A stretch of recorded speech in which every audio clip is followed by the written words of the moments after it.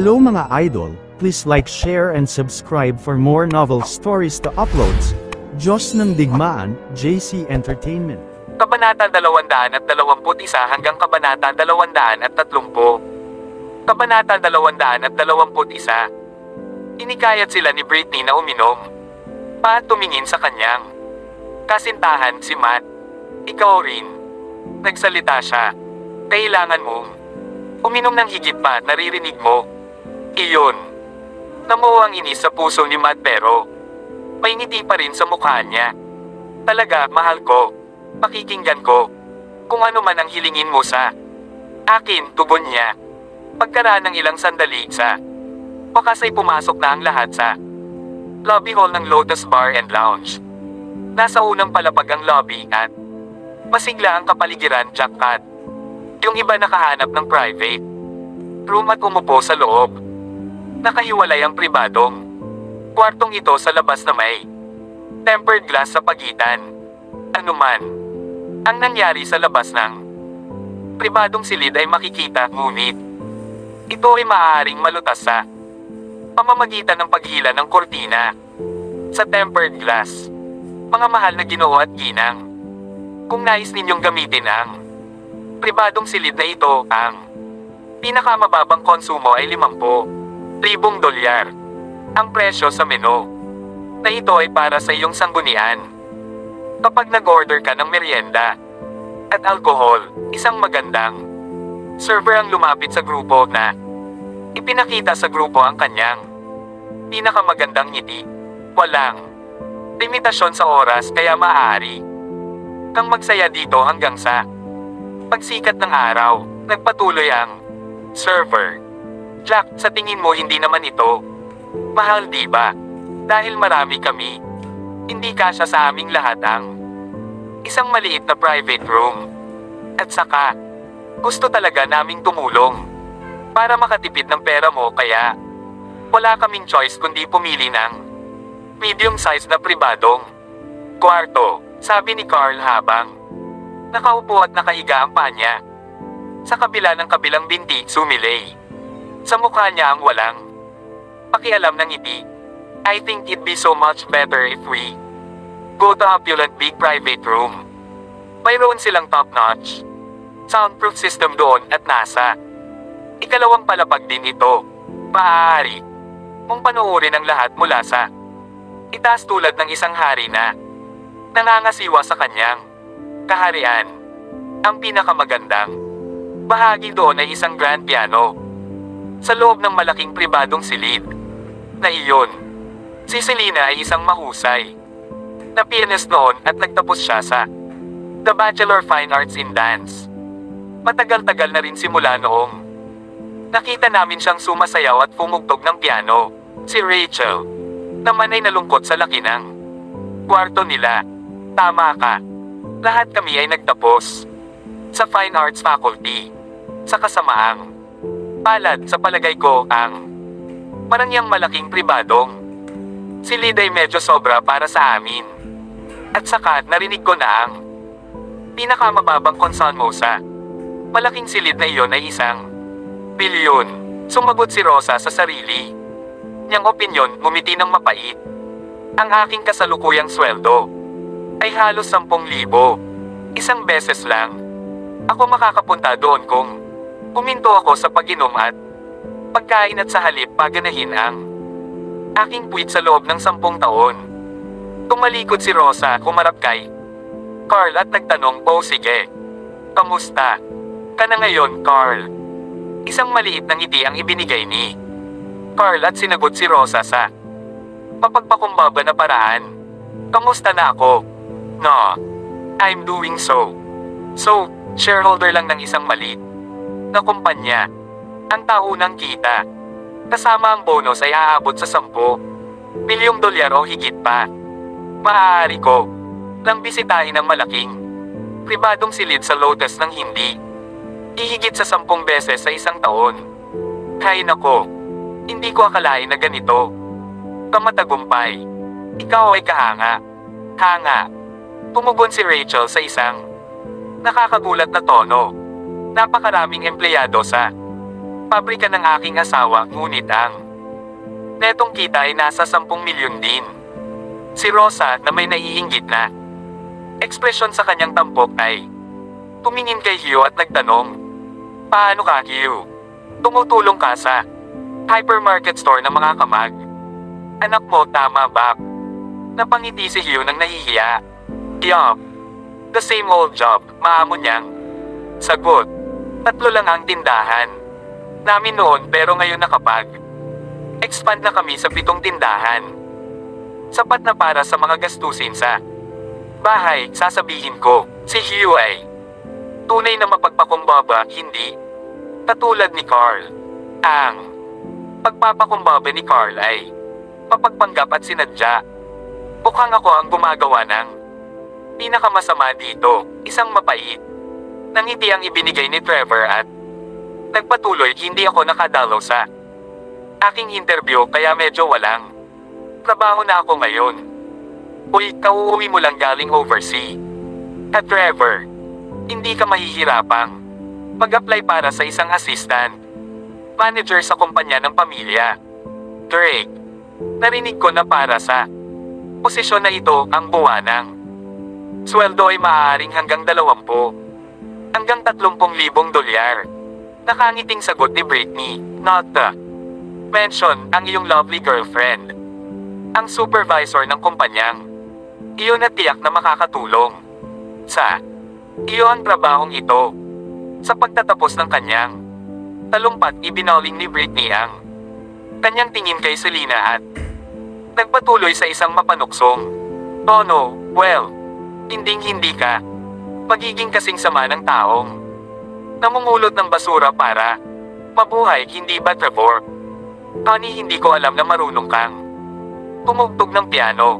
Punta tayo sa malaking private room.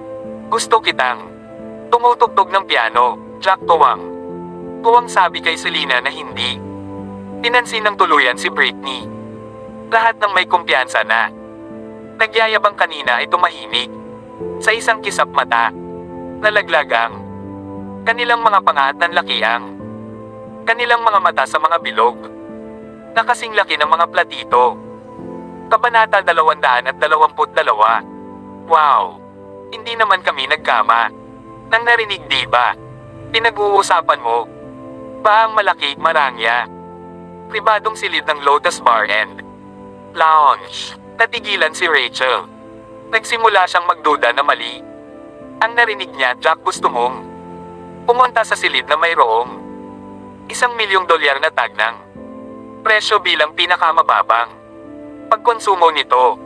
Lahat ng nasa eksena ay inaladyak mga salita ni "Paano?" Kaya Jack humiling para sa malaking silid nang wala man lang siyang kapangyarihan sa paggastos para sa gitnang silid. Tanong nila, "Di ba sabi mo may piano doon?"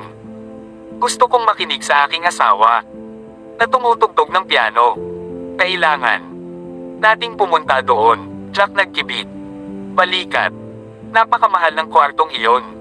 "No way, hindi tayo pupunta doon. Tutugtog ako ng piano para sa iyo. Kapag libre ako, maging mabuting bata ka para sa akin, okay?" Inililbot ni Selena ang kanyang mga mata, Jack, at nagpatuloy. "Nakagastos na kami ng mahigit 5 milyon para sa 2 sasakyan. Ngayon, sa tingin mo ang iyong wallet ay napakalalim. Huwag ka nang mag-aksaya pa. Porsche 911 para sa 5 milyong dolyar. Niloloko mo ba ako? Nakakita ka na ba ng Porsche?" "Selena, inilantad mo na ang sarili mo." Pinutol ni Dylan ang asawa sa nanunuyang tono. "Dapat makita mo man lang kung paano lumalangoy ang mga isda kahit na hindi mo na-enjoy ang mga ito." Sinasabi nila ang 2 Porsche 911 at ang presyo ay magiging 5 milyon para sa 2. Huwag mong pilitin ang kanilang mga salita. Umalangaw-ngaw si Rachel sa isang sardonic na tono na hindi mapigil ang tumawa. "Hindi sila gagawa ng ganoon kababaw na biro, okay? Tigilan mo na ang pagpapangga. ng iyong kapangyarihan sa paggastos. Kung mayroon ka, talagang 5 milyon ilabas mo ito at treat mo kami ngayong gabi sa medium room na ito. Ang malaking silid na iyon ng Lotus ay para sa mga world-class na negosyante upang magkaroon ng kanilang talakayan sa negosyo. Hindi ako naglalakas loob na gumastos ng pera mag-isa doon. Humisi si Carl. Itigil ang pagpapanggap. Hindi ko na kaya. Si Matt na nanatiling tahimik sa lahat ng oras sa wakas ay nagpahayag na sa iyo ang aking paggalang sa pagiging mapagpanggap na mag-asawa na nag-iitso sa isa't isa. Napakawalan, Gia. Pagka Top 0S ay tumingin siya sa kanyang dating si Selena at sinabing, Selena Taylor, sinusubukan mo bang patunayan na mas mahusay ka kaysa sa akin? Kailangan mo ba talagang gawin ito? O huwag mong isipin na hindi namin alam ang nangyari sa iyo nitong mga nakaraang taon. Sa tingin mo kaya mo itong pagtakpan sa pamamagitan ng hindi pakikipag-ugnayan sa amin sa lahat ng ito? Sumasang-ayon ako. Sino ang hindi nakakaalam na ikaw ay pinalayas ng pamilya Taylor, hindi makahanap ng trabaho kahit saan, at napilitang mamulot ng basura para mabuhay? May nakakita pa sa iyon na namumulot ng basura kasama ang isang bata. Ano? Ngayon, sinusubukan mong pekain ang iyong kayamanan sa harap namin. Nahihirapan ka bang aminin na mahirap ka talaga? Kumakbang pasulong si Britney at perpektong tumunog. She then continued, kung gusto mo talaga ng malaking private room, tanungin mo ako. Ako ang pinakamayaman at pinakamayaman dito. Ang aming pamilya, ang pamilyang Lee, ay isang pangatlong klaseng aristokratang pamilya. Ang isang bilyon ay isang mani lamang sa atin. Tama ka. I was forced to pick trash for a living. It's nothing to be ashamed of. Bumaba ang mukha ni Selena at sumagot malamig. Tahimik habang ginagawa iyon. Pero dati yun. Ngayon kasama ko, Jack, at pareho kaming may maayos na trabaho na may medium range na sweldo. Hindi naman kasing sama ng iniisip mo. Sapat na para mamuhay kami ng comfortable. Wow! Sigurado ka? May trabaho ka? Umisi si Matt. Anong klaseng trabaho ang kaya mong gawin? Isang bodyguard. Na-curious ako. Isang mapait na ngiti ang sumilay sa mukha ni Selena. Tama. Jack, kay talagang isang bodyguard ngayon, ngunit mas mahusay pa rin siya kaysa sa iyo. May trabaho ka ba ngayon? O sarili mong negosyo? Walang ekspresyon niyang sagot. O, nakalimutan ko. May trabaho ka rin. Ang trabaho mo ay pasayahin si Miss Britney, tama ba? Siya ang nag-iisang anak na babae sa pamilya Lee at makukuha mo lahat ng pera niya kapag pinakasalan mo siya. Tama ba ako? Tahimik siyang nagpatuloy. Sok, sok, sok. Kilala na kita noon. Ang iyong dalawang pamantayan para sa isang kasosyo sa buhay ay magandang pera at siya ay iisang anak ng pamilya. Kabanata 223. Bullshit. Putol ni Matt ang Ben Cab sa Rockwell Nepo. Tiyakin ang mataas na kita mula sa paginhawang mga unit ng tirahan komunidad sa Pampanga. Rockwell Center Nepoangeles.com. Bukas, ang mga salita ni Selena ay pumagos mismo sa kanyang mahinang punto, matalas. Baka sa ekspresyon ni Matt na talagang nainis siya. Talagang mahal namin ang isa't isa. Hindi mo lugar para unahin at sirain ang relasyon natin. Ano ang tungkol sa iyong sarili ka?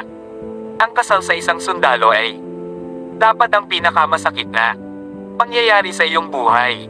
Sayang, Lang na ang isang kaakit-akit na babaeng tulad mo ay nagpakasal sa isang mahirap na lalaki. Pumagalpak ng tawa si Selena. Iyon ay dahil hindi ako ikaw at hindi o kailanman nais na linta off ng isang tao. At saka hindi ko inisip na ang aking lalaki ay hindi sapat na mahusay. Kanina lang handa siyang gumastos ng 1,000,000. Makita lang akong sumasayaw. Ano? Sa tingin mo, sinasabi nito na mahal ako ng lalaki ko higit sa lahat at handang gumastos para sa akin. Kahit 100,000 lang ang nasa bank account niya. Nakangiti si Selena habang nagsasalita siya. Rin papunti jacket hinawakan ang kamay niya ng may pagmamalaki. Jack medyo nabigla siya sa ginaw ni Selena at naramdaman niyang namong niya laiklak sa loob niya ang kaligayahan. Ito ang unang pagkakataon na sinimula ni Selena ang unang paglipat sa publiko. Magaling ang sabi, mahal. Ang aming pag-ibig ay tunay na pag-ibig at ang kanilang pag-ibig ay namumuhay lamang sa ilalim ng isang bubong na pagkasama. Jack sa sobrang tuwa ay ibinolin niya ang mukha kay Selena at tinakpan ang labi nito sa pisngi nito. Agad namang namula ang mukha ni Selena na parang kamatis. Hindi niya naisip iyon Jack ang palihim. Ngunit kaibig-ibig na B-start na ito ay sasamantalahin ang pagkakataong ito para halikan ang kanyang pisngi. Ang makita ang napakarilag na mukha ni Selena na nagkikimkim ng paninibugho sa iba at lalong nagdulot ng kanilang mahinang pagpapahalaga sa sarili. Bagaman Jack ay isang bodyguard at tila isang taong walang kakayahan na gawa niyang gawing asawa si Selena, ang puntong ito mismo ay nalunod na sa iba sa inggit. Bukod dito ang kanilang relasyon ay tila maganda at matatag. Si Matt naman ay namumula sa loob. Naalala niya na sa loob ng isang taong relasyon ni Selena noong universidad. Napaka-konserbatibo ni Selena na inayaan lang niyang hawakan ni Matt ang kanyang kamay at kahit isang malit na halik sa kanyang pisngi. Iyon ang dahilan kung bakit pumuhay ang kanyang matinding galit at nagpas siyang matulog kay Rachel. Ang isip bata nito para magalit siya. Siyempre, ngayon pa lang grabe natalo siya ng eksena kanina. Pagpatuloy mo ang pagmamayabang. Kung kaya mo, gaya ng sinasabi mo, punta tayo sa malaking private room. Kinagat ni Matt ang kanyang mga ngipin sa galit at hindi nagtagal ninisyan niya ang minimum na konsumo sa silid na iyon ay 1,000,000. Makinig ng mabuti, 1,000,000. Pinakamababang pagkonsumo. Nangangahulugan din ito na maaaring lumampas ito sa halagang iyon. Dahil ang lakas ng loob mong pretuhin kami, mangyaring huwag kang iyakin. Kapag napagtanto mong wala kang pera para dito, kalimutan mo na isa lang siyang mahirap, mabaho at walang kwentang bodyguard. Magkano ang pera niya para ipagamot Ami? Doon. Tsaka ilang araw na lang nakabalik na siya galing militar. Di ba ang trabahong bodyguard na ito ay malamang na isang bagong trabaho at maaaring hindi pa niya nakuha ang kanyang unang sweldo. Masayang kumanta ng duet si Britney kasama si Matt nang makitang masama ang loob ng kanyang kasintahan sa mag-asawa. Isang walang kwentang bodyguard. Natahimik sandali si Selena. Nakakita ka ba ng walang kwentang bodyguard na May 20th? Million pay a month. Hindi ko talaga maintindihan ang pinagyayabang. Muna parang mani ang sweldo mo sa tabi ng asawa ko. Wow! Gumaganda na ang biro mo. Ngayon, aling pamilya sa mundo ang kayang bumili ng 20,000,000 bodyguard? Kahit ang mga bodyguard ng pamilya Drake ay hindi binabayaran ng ganoon. kataas na sweldo. Sa sobrang galit ni Britney ay ramdam niya ang paglaki ng sama ng loob niya na parang tumor. She stepped forward and yelled, "Huwag mong isipin na hindi ko naintindihan ang market. Nabibilang ako sa isang third class na aristokrata na pamilya. Alam ko talaga kung magkano ang kinikita ng isang bodyguard. Nagkataon na ako ang bodyguard lamang. Ito ay isang ng pamilya Drake at para sa kanila nakunin ako sa halagang 20 milyon. Pagpapala, Jack Gumanti. Kabanata 224. Matapos marinig ang pahayag na iyon, halos sumagalpak sa tawa ang lahat ng naroroon. Gaano kalaki ang sabihing nakinabang ang pamilya Drake sa pagkuha ng bodyguard sa halagang 20 milyon. Kung iyon ang kaso, nangangahulugan ito na ang mga miyembro ng pamilya ay ganap na tulala. Nakakatawa ito, isang bodyguard sa halagang 20 milyon at nakinabang sila dito. Pakiusap, makakapag-hire sila ng ilang daang bodyguard sa ganoong uri ng pera. Mahusay kahit na tumawa ng malakas si Rachel. Tama, kinukuha mo ba ang pamilya Drake para sa isang grupo ng mga tanga kahit ang commander nila ay hindi nababayaran ng ganoon kalaki? Tama ba? Dagdag ni Carl. Ang pahayag na ginawa ni Selena kanina ay karaniwang sinasabi Jack ay mas kahanga kaysa sa kanila at sila ay mas nasaktan kaysa sa kung ano ang kanilang hinayaan.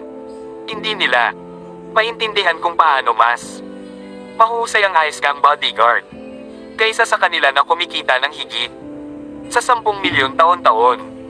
Hindi naman mahalaga kung maniwala kayo sa akin o hindi, pero ganoon kalaki ang sweldo ng asawa ko. Ryan ay personal na tiniyak ni Miss Tanya mismo, kaya hindi ito maaaring magkamali. Si Selena ay hindi kapani-paniwalang galit na galit dahil sa una niyang iniisip na ito ay isang simpleng casual na pagtitipon. Hindi niya akalain na may kaunting snob sa kanila. Bukod dito, kung kilala niya ang parehong sugar baby na si Matt at Rachel ay narito, hindi na siya pupunta dahil ang sitwasyon ay umunlad na sa paraang ito. Kailangan niyang ipaglaban ang kanyang pagmamataas.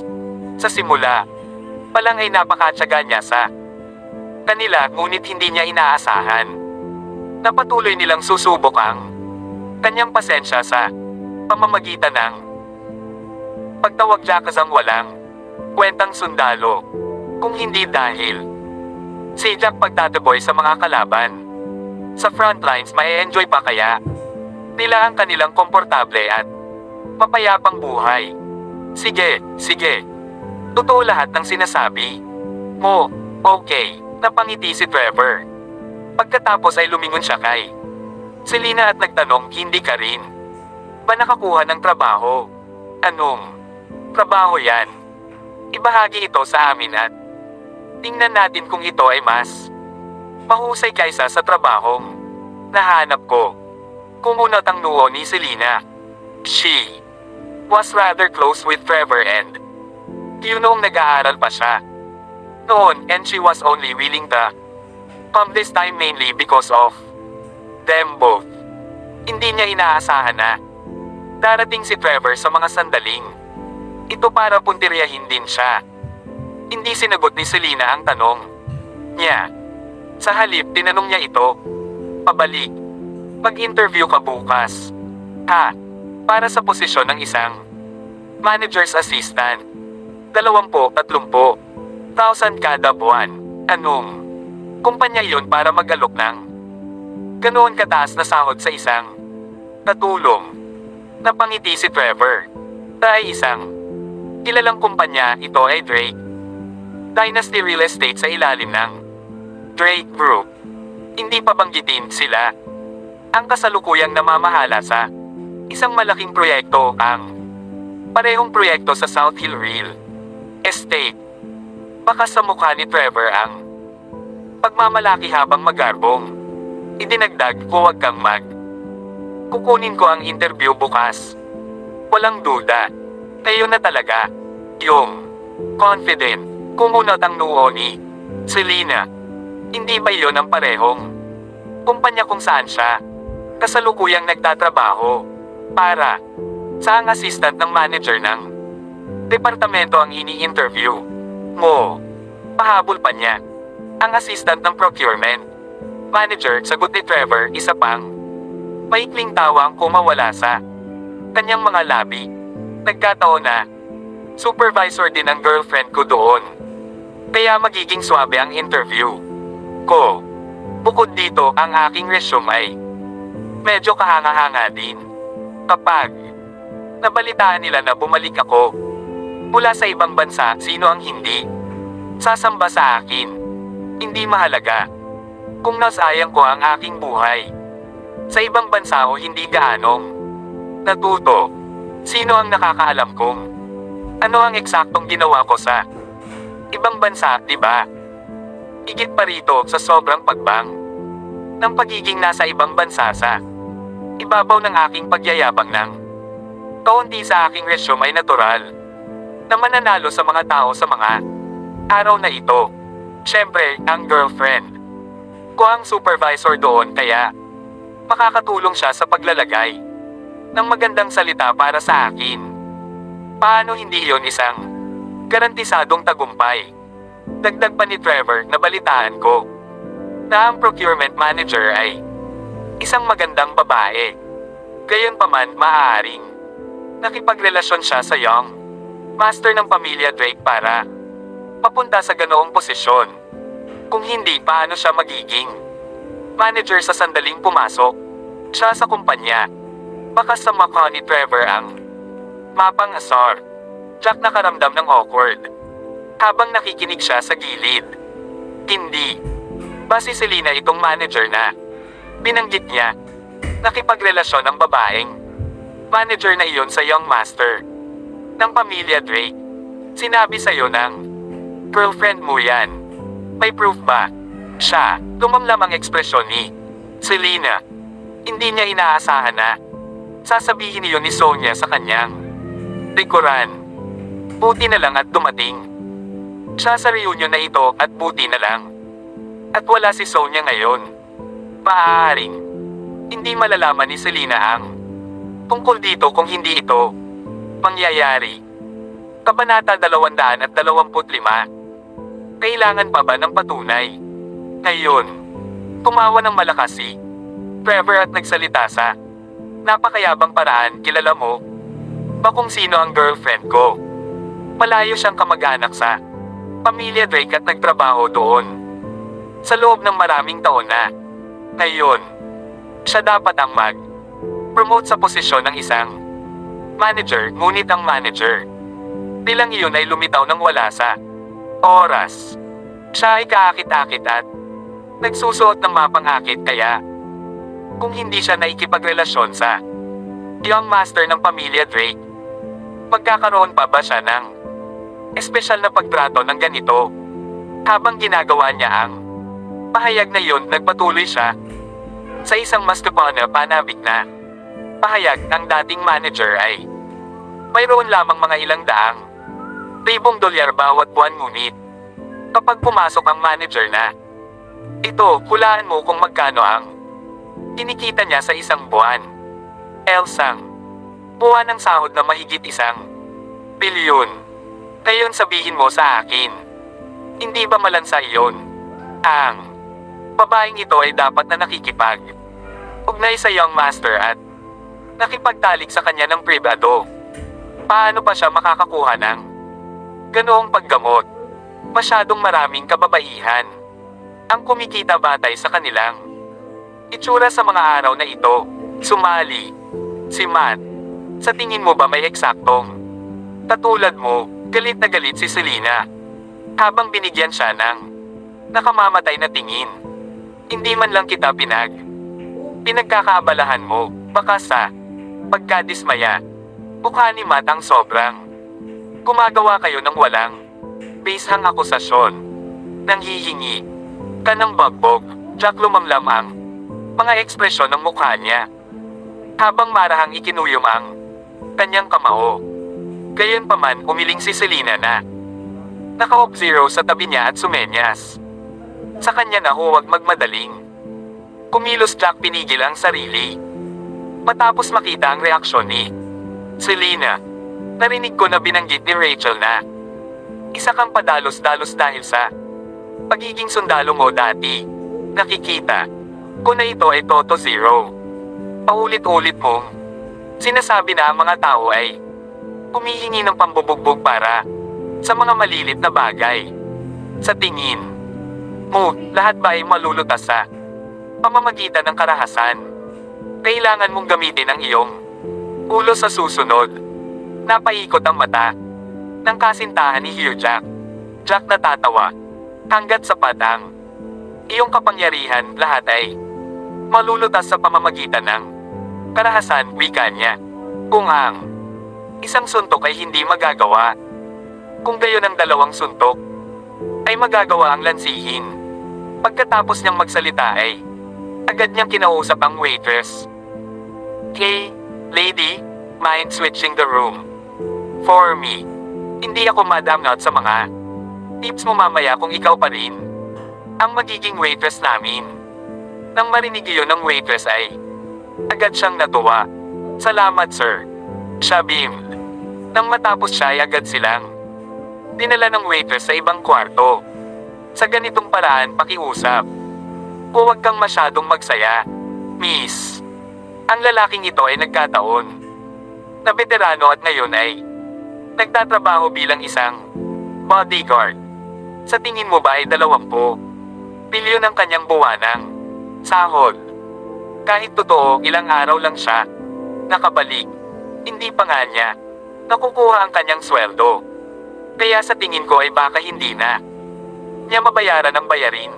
Mamaya, lahat ay makukulong.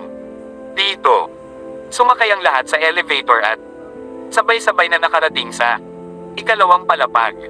Mula sa ikalawang palapag makikita ang lahat sa unang palapag.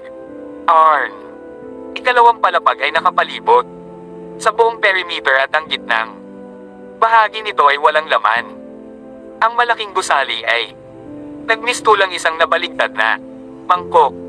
Hindi, naniniwala ako sa kanya. Asawa. Hinding-hindi.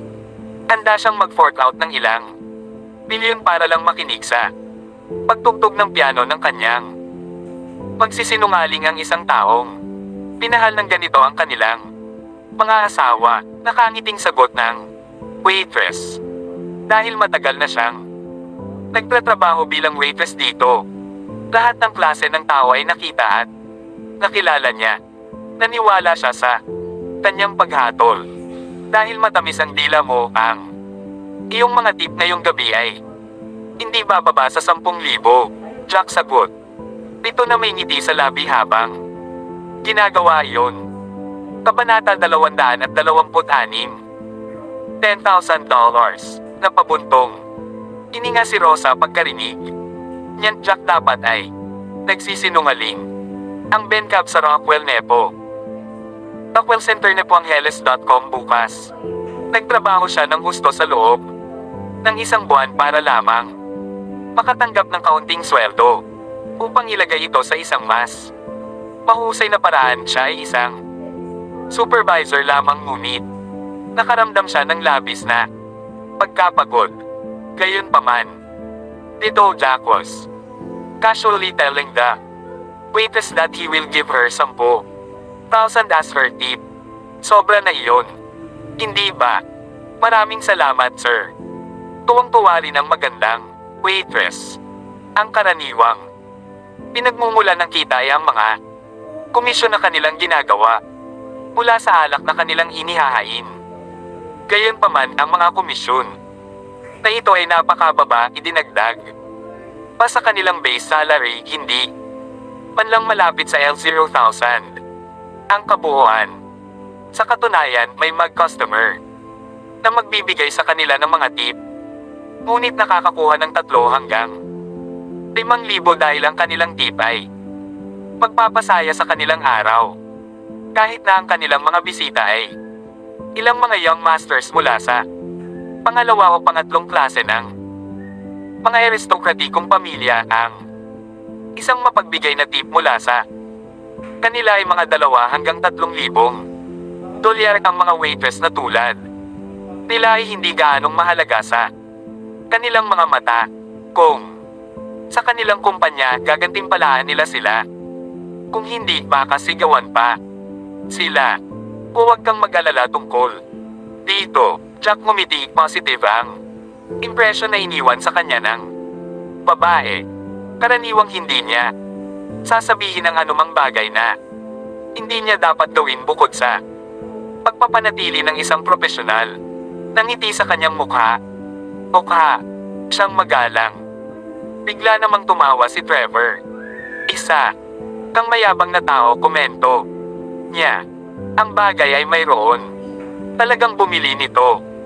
Nang manapansin na si Trevor ay lumalabas sa kanyang paraan upang pumili, Jack, ngumiti si Selena at sinabing, Trevor, ikaw na mismo ang nagsabi hindi ka masyadong nag-aaral habang nasa ibang bansa ka.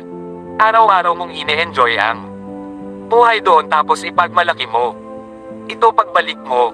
Sinasabi mo sa akin na gusto mong magtrabaho bilang katulong ng manager na iyon na may ganoong pag-uugali.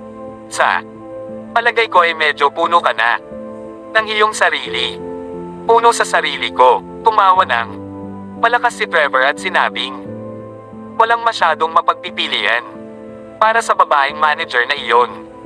Ang aking kasintahan ay nagpeke ng isang paunang panayanam at tinanggihan ang lahat na dumating para sa posisyon na iyon na naiwan.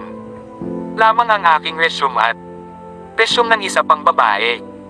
Gayunpaman, ang babaeng iyon ay wala.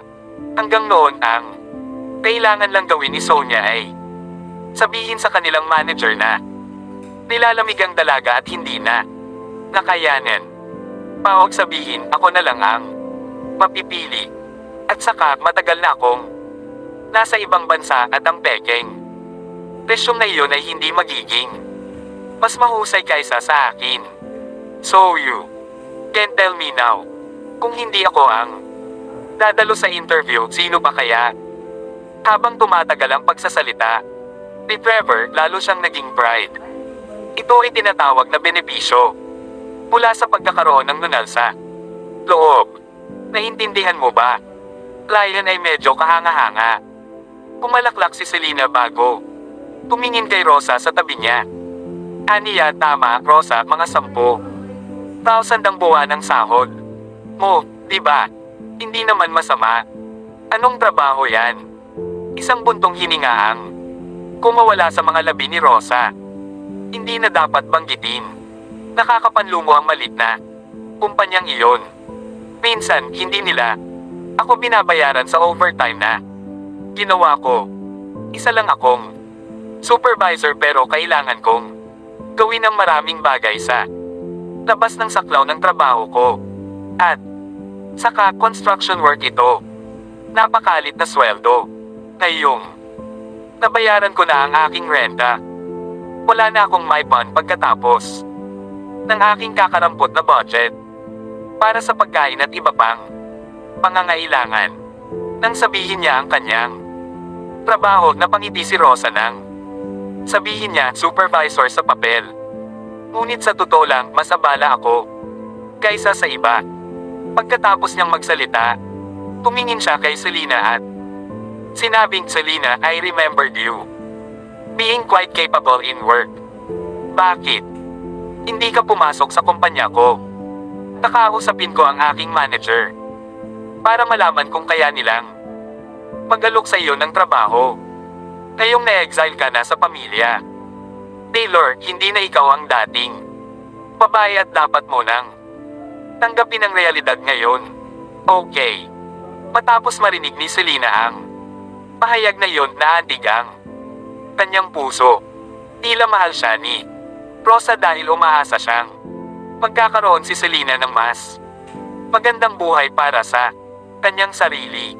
Noon ay nagsalita si Hugh, oo, ang layunin ko sa pag-imbita kay Selena na lumabas ngayon ay tanungin ang lahat kung sino man sa inyo ang may angkop na trabaho para sa kanya.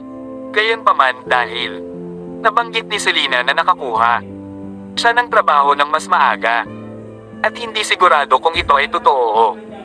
Hindi, medyo nahihiya akong sabihin ito. Ang aking pabrika ay kulang sa lakas ng tao upang ilipat ang mga bagay.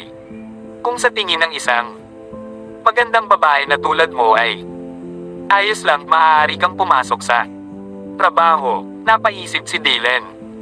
Malamig na tumawa si Rachel bago siya sinadya. Ano bang pinagsasabi mo? Ang kanyang asawa ay kumikita ng 20 milyon sa isang buwan. Hindi mahalaga kung nagtatrabaho siya o hindi, hindi ba? Kailangan pa ba niyang gumawa ng mahirap na trabaho? Patas na punto. Muntik ko nang tumawa ng histeryoso so Dylan. Kabanata 227. Ipinagkibit balikat lang siya ni Selena habang naglabas ng name card at ibinigay kay Rosa. Ito ang business card ko, kaya kumapit ka lang muna. Ang alok ay magiging mas mahusay kaysa sa iyong kasalukuyang trabaho. May tiwala ako sa kakayahan mo. Isa kang matalino at masipag na tao. Sige, sige. Itatago ko ito. Inakala ni napakalaki L. Rosa na si Selena ay sakay muli sa kanyang mataas na kabayo. Gayunpaman hindi siya mapakali. Nailantad siya kaya awkwardly siyang tumawa sa halip bago ipasok ang kanyang business card sa kanyang pitaka. Isang mapang uyam na enti ang lumitaw sa mukha ni Matt. Hindi masama, maaari ka pa ring magrekomenda ng mga trabaho sa bagay-bagay. Hindi naman mga tao. Hindi ko ine-expect na magre-recruit ka sa hitsura ng mga masyadong masama ang trabaho. Tahimik lang siyang hindi pinansin ni Selena habang tinatahak nila ang kanilang marangyang private room. Banal na shitty. Ito ang lockery room. This is my first time here. Ang piano dito ay isang Yamaha. Malaki rin ang screen dito. Labis na nasasabik si Rosa matapos siran ang bawat sulok. Hindi masama. Hindi masama. Tumanggo rin ang iba bilang pagsang-ayon. Jack, ikaw na mismo ang nagsabi. Nababayaran mo ang bayarin. Ngayong gabi, hindi tayo bibili ng makita kung gaano. Kahit isang sentimos. Paalala ulit ni Britney. Jack, interesado siyang katagal Jack maering panatilihin ang kanyang harapan. Jack maingat na tumanggo. Siyempre, order to your hearts content, guys. Nagsalita siya. Hindi naman araw-araw. Order ka ng kahit ano at magsaya. Tayo hanggat kaya natin. At saka, nagkakaroon tayo ng pagkakataon na lumuwag. Sige, sige. Dalhin mo dito ang menu. At o-order na tayo. Lahat ay umiinom ng red wine ng tama at order kami ng mas mahal. At saka, ang pinakamababang magagastos dito ay 1 milyon. Hindi kami mag-o-order na masyadong mura. Umupo si Trevor at nagsimulang mag-order. Lumingon ang veterano sa kanyang asawa. Honey, gusto kitang panuorin sumayaw. Jack beamed. Natarante si Selena sa isang iglap. Hindi ako sumasayaw sa loob ng maraming taon. Tili niya. Kalimutan. Muna, nahihiya ako. Dapat may tumutugtog ng piano habang sumasayaw siya, di ba? Sino naglalaro? Lang taon na akong hindi nakakalaro at parang nakalimutan ko na kung paano paglaro. Isang mapait na tawa si Q at sinabing kung gusto ng isa na sumayaw habang may tumutugtog dapat magkasabay ang dalawa. Kung oo, ito ay magkakaisa at magiging isang magandang symphony kapwa sa paningin at pandinig. Dito, nagsimulang tumawa ng malamig si Matt habang nakatitig. Jack, kung sasayaw si Selena, hindi naman bagay kung tumugtog tayo ng piano, di ba? May Magseselos kung maganda ang naging duet, no? Mahirap yun. Kung siya ang maglalaro, hindi siya magseselos. Malamig na tumawa si Trevor. Siyempre, ang isang tao dito ay hindi man lang nagkaroon ng maayos na edukasyon. He could be playing a chaotic tune too.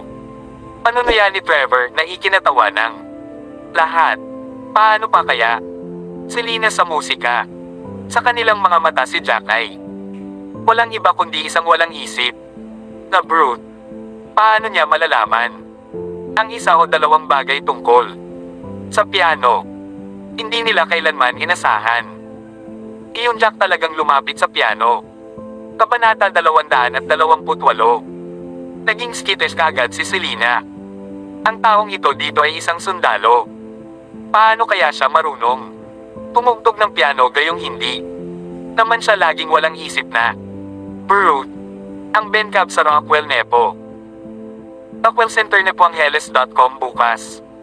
Ang musika at sayaw ay magiging lubhang sagrado sa mga taong nakauunawa sa kanila dahil ito ay isang bagay na maaaring pagtugtong ng mga kaluluwa.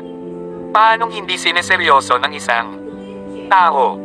Wala siyang pakialam kung mahinang tumugtog ang kanyang asawa, ngunit kahit na siya ay sumayaw ng marilag, hindi siya kailanman makakasabay sa isang pagulong tone.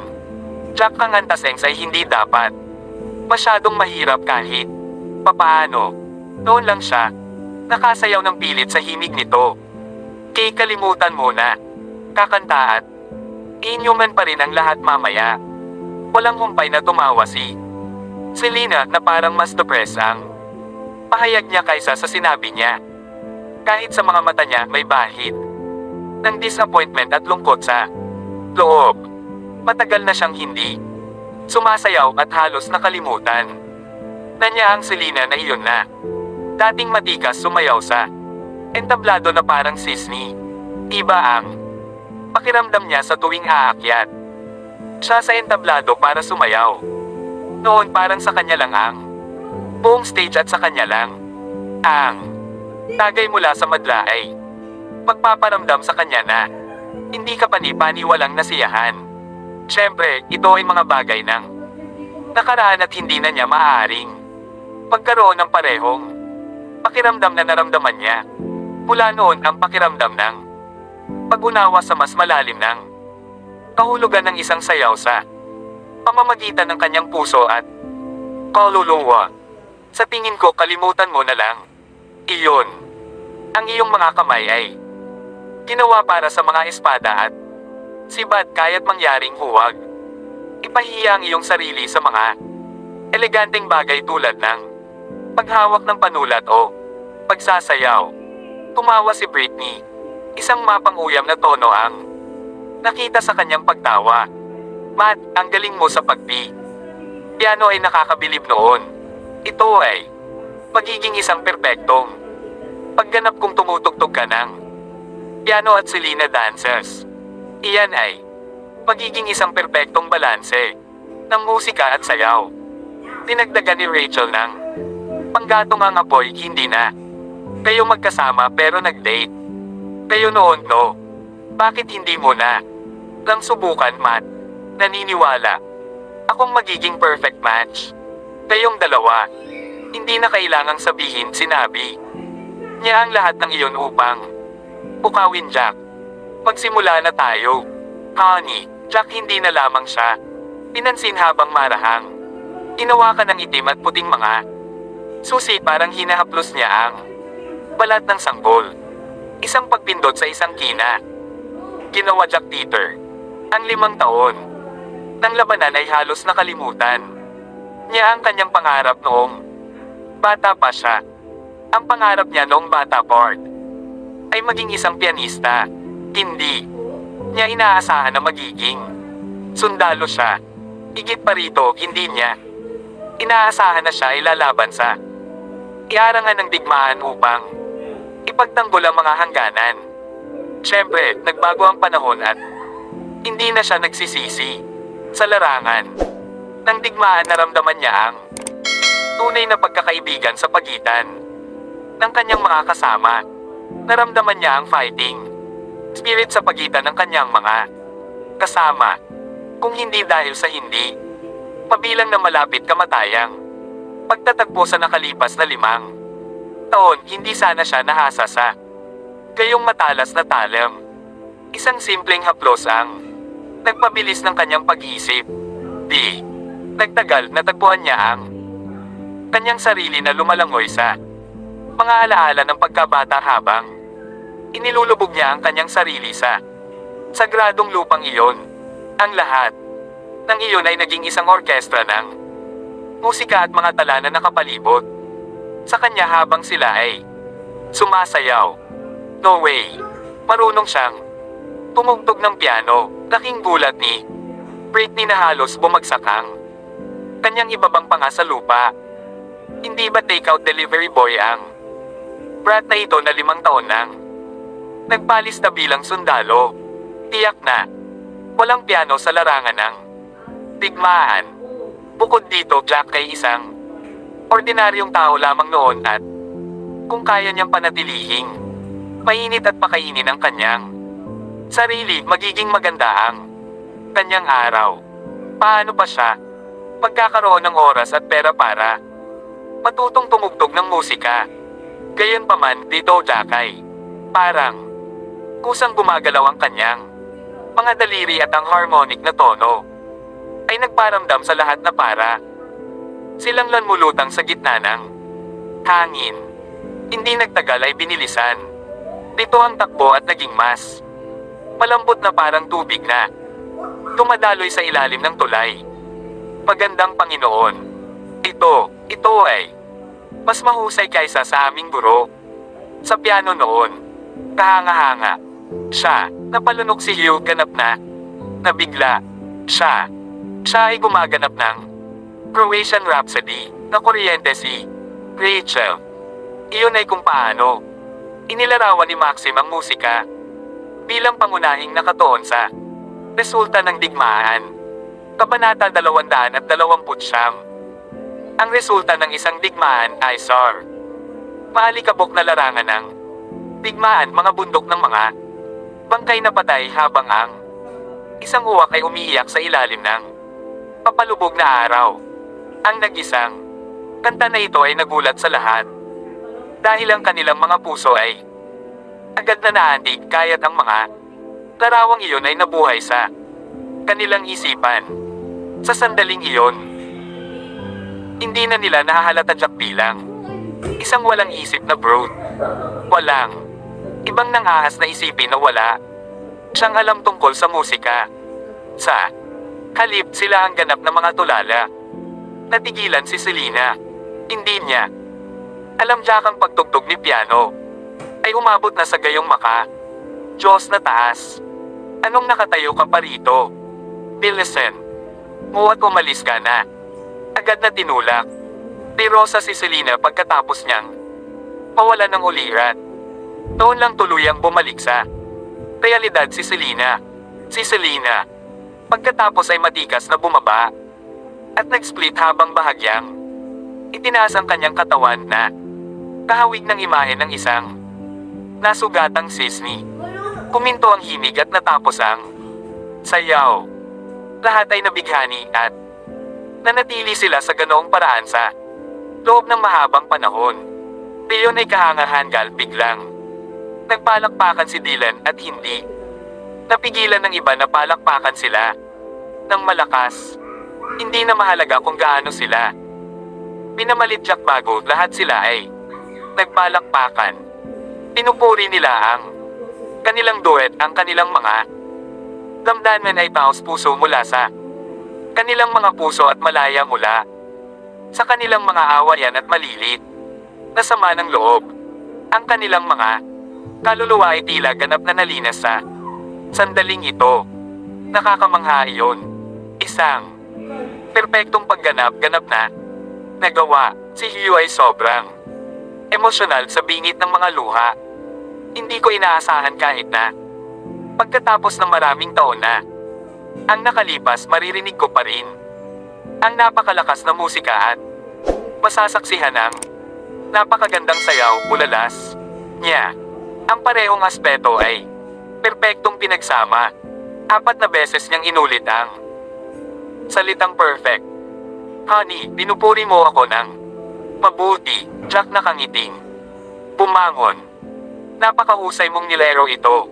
Bahagyang nataranta si Selena habang nililibot ang kanyang mga mata. Jack, gayon paman ang kanyang puso ay parang nilagyan ng matamis na diwa na parabang kumain siya ng pulot pokyutan.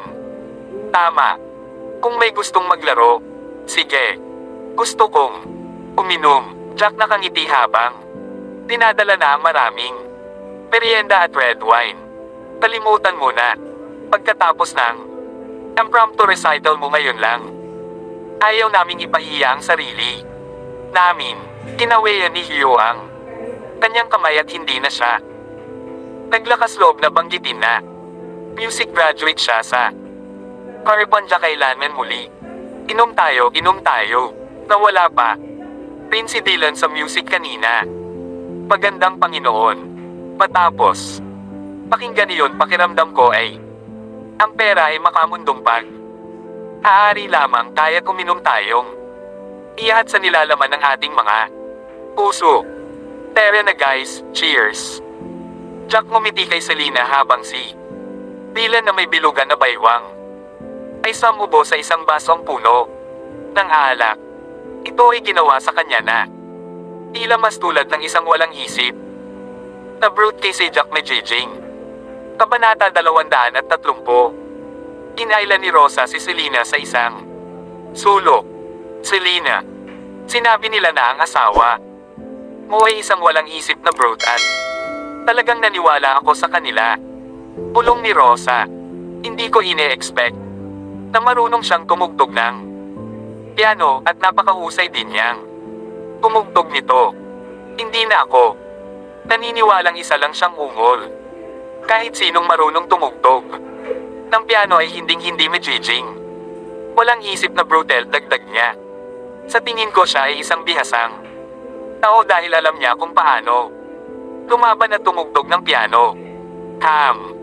Naging maladyos na ba siya sa iyo ngayon? Tumawa ng nakakatawa si Selena dahil tila masyadong mabilis ang pagbabagong ito sa ugali. Napabuntong hininga si Rosa. After thinking about it kanina, that has to be some nonsense Rachel concocted.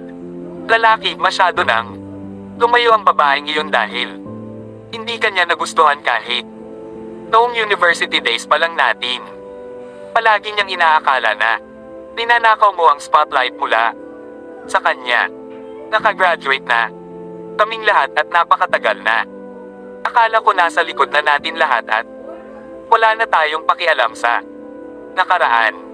Hindi ko ine-expect na ganito siya kapati. Mukhang may naintindihan si Rosa nang misunderstood kita kanina. Hinawakan niya ang kamay ni Selena at mamulong, I'm sorry na misenderated kita kanina. Huwag kang mag-alala tungkol dito, hindi ko talaga ito isinapuso. Pagtitiyak ni Selena sa kanya. At saka sinaktan ko si Rachel kaninang umaga, kaya ang pagtatangka niyang sirain ako kapag wala ako ay hindi ko ingasahan. Isang matamis na ngiti ang ibinigay ni Selena bago idinagdag, pag isipan mong mabuti ang alok ko. Kapag nakabalik ka na, maaari mano akong tulungan sa aking kumpanya dahil kulang tayo sa lakas ng tao. Sige, pag-isipan ko, sagot ni Rosa. Isang ngiti ang sumilay sa kanyang mukha bago niya hinayla ang braso ni Selena. Pumili tayo ng ilang kanta na kakantahin. Sa kabilang banda, nakaupo si Britney sa tabi ni Matt habang bumubulong ito sa kanya. Alam mo ba kung magkano ang kabuoang na-order natin? Paano ko malalaman? Ang trabaho ko ay uminom at uminom pa. Kung hindi sapat, maaari tayong umorder ng higit pa. FC Kit, tumanggi akong maniwala na ang isang veterano ay makakapagbigay ng ganoong kalaking pera. Gagastos pa tayo ng Kaunti at kapag hindi na siya makabayad, hindi siya papayag ang umalis ng may-ari nito. Walang awa si Matt sa paraan ng pagsasalita niya at sinulyapan niya Jack mula sa kabilang kwarto. Jack ay walang iba kundi isang veterano at walang inaasahan. Jack mapapangasawa niya si Selena. Ang kasalukuyang figure ni Selena ay tila hindi pa siya nanganak. Napakaganda pa niya gaya noon. Not to mention the way Selena look nung sumayaw siya. Mukha siyang dalisay at inosenteng sisni. Nakakamangha ang kanyang kagandahan at ang pakiramdam ng panghihinayang ay pamyubula sa kanya. Kung nagpumilit lang siya ng kaunti noon, baka siya na ang ikinasal kay Selena. Kahit na hindi siya kasal sa kanya, maaari pa rin siyang makipag-date kay Selena. Isang kahihiyan na makakasama lang niya si Britney na wala siyang nararamdaman kahit ano paman. Hindi nasisiyahan siya sa katahimikan. Ang aming bayarin ay higit sa 1.3 bilyong dolyar. Napahamak ang tanga na iyon. Tumawa si Britney at kumigop ng red wine mula sa kanyang wine glass bago sinabing, "Sige, kailangan kong gumamit ng washroom ng mabilis." Nang papunta na si Britney sa washroom, napansin niya ang isang napakasalimuot na display case sa hallway na naglalaman ng 2 bote ng red wine. Bukod dito, may 2 server na nagbabantay sa kasong iyon. Habang ang bawat sulok sa paligid ng red wine ay may mga spotlight na nagniningning dito. Napaka kaakit-akit nitong tingnan. Ano ang tinitignan mo? Napansin ni Rachel na kalalabas lang ng washroom na nakatitig si Britney sa blank space sa harapan niya. Lumapit sa kanya si Rachel habang nakangisi. Please subscribe and hit the notification bell for more novel stories. JC Entertainment.